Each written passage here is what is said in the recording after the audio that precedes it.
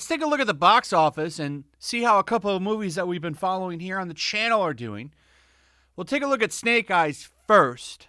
It's getting terribly panned by critics, and usually I don't agree with the critics, but a couple of people that I know that are big G.I. Joe fans, such as like Jeremy from Geeks and Gamers, he's a huge G.I. Joe fan.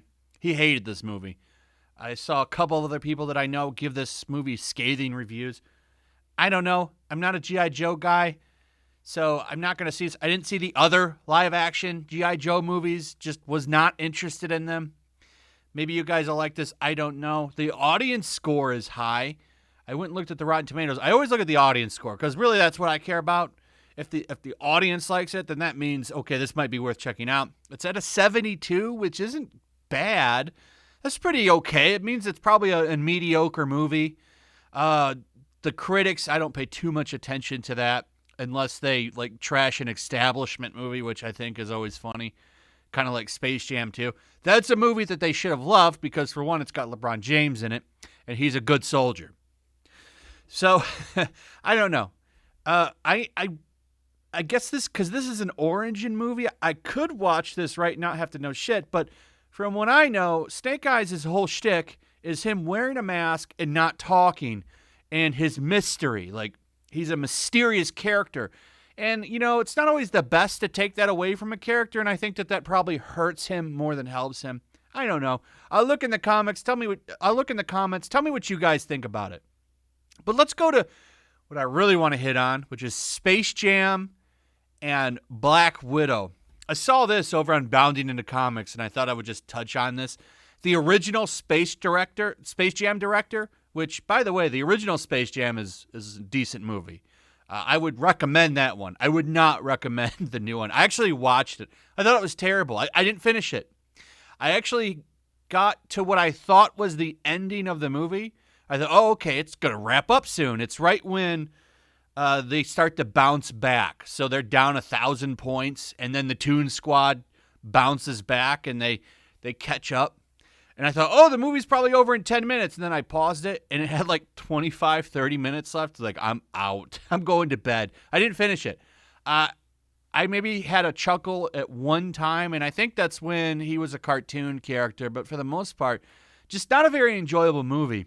And the director of the original just smashes it. It says, you know, one of the reasons why this movie was a big hit is because Michael Jordan was a humongous celebrity, and he's loved by everybody. And LeBron James is just a basketball star.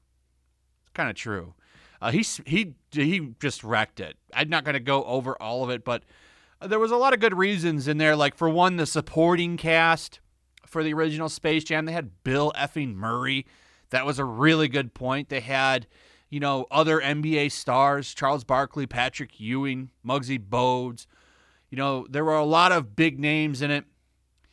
Oh, I remember now. The one scene that I did laugh at in the new Space Jam movie was I thought we were going to get a Michael Jordan cameo. One of the Looney Tunes brings in, they say, I found Michael Jordan, his airness, and he's here to help. And they have this big, like, guy walking from the shadows into the light, and it's Michael B. Jordan. He's like, I was just getting popcorn, and, you know, this guy grabbed me and brought me in here. I actually laughed at that. That was it, though. Other than that, I didn't like it. There's no crazy woke nonsense. It's just not a good movie. But anyway, the real story here, and what's always fun to knock on because it had terrible marketing, is Black Widow. I find it funny that people are saying that this movie is the biggest movie of the year. And that's not true. Godzilla and Fast 9 have destroyed this movie. The box office total worldwide is $260 million. That's pathetic when you compare it to Fast 9, which is currently, I believe, top dog. We can take a look at Godzilla vs. Kong, and even that movie beats it. So Black Widow is a spectacular failure. It's hard to set standards for movies right now because of everything going on. But Fast 9 has set the standard for a post-COOF theater box office. And right now that sits at about 600 million. Okay. Black Widow is not the movie of the year because it's barely even touched Godzilla vs. Kong, which was available on HBO Max day and date with release in theaters. And that's why a lot of this excuse making, which I think is a joke when you take a look at this, right? Box office drops with old Snake Eyes, Black Widow, Space Jam 2, but is the Delta problem or the dynamic windows to blame? Well, how is that to blame? Okay. I love how they make excuses for this movie. You know why Black Widow did terrible in the box office? Because one, it's a terrible effing movie. Okay. Two, word of mouth killed it, in my opinion. They want to blame piracy. They want to blame Koof. Okay. Godzilla vs. Kong. Godzilla vs. Kong released under more restrictions than Black Widow. And another thing is Godzilla vs. Kong was day and date on HBO Max, and it was free. It didn't cost $30. So if you want to talk about piracy problems, how come it didn't hurt Godzilla vs. Kong? That movie was free. That movie, I would think, would be more widely pirated. So I'm not buying that excuse because it was the same thing with Godzilla vs. Kong, and I think that that's the best example.